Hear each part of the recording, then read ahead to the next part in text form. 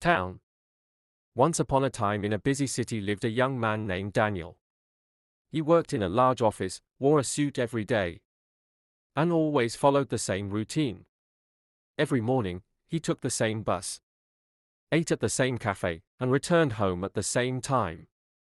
Life was safe, but it was boring. One day, Daniel received a letter from his grandmother, who lived in a small town called Willow Creek. The letter said, "Dear Daniel, it's been 5 years since your last visit. I would love to see you.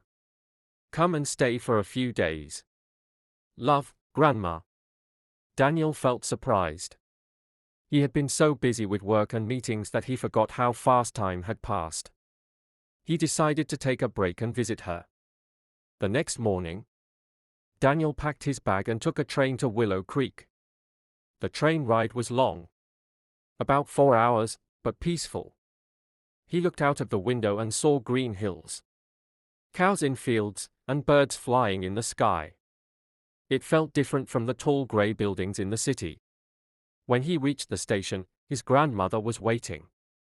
She had grown older, but her smile was still warm and full of love.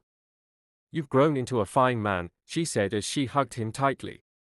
At her small cottage, everything felt calm. There was no noise from cars, no phones ringing, and no office emails. Daniel helped his grandmother in the garden, picked apples from trees, and even learned to bake bread. At night, they sat by the fireplace and told stories. On the third day, Daniel met a girl named Clara, who worked at the town's library. She was kind, loved books, and laughed easily. They talked for hours about travel, food, and dreams. For the first time in a long while, Daniel felt truly happy. The days passed quickly. Daniel realized something important: life isn't just about work and money. It's also about family, friends, peace, and small joys. When it was time to leave, he hugged his grandmother and promised to return soon. Clara gave him a book with a note inside. "Don't forget this story, and don't forget me." Back in the city, Daniel went to work again. But something had changed. He smiled more, took breaks, and even called his grandmother every weekend. And every night, he read a few pages of the book Clara gave him, dreaming of the little town and the people who made him feel alive.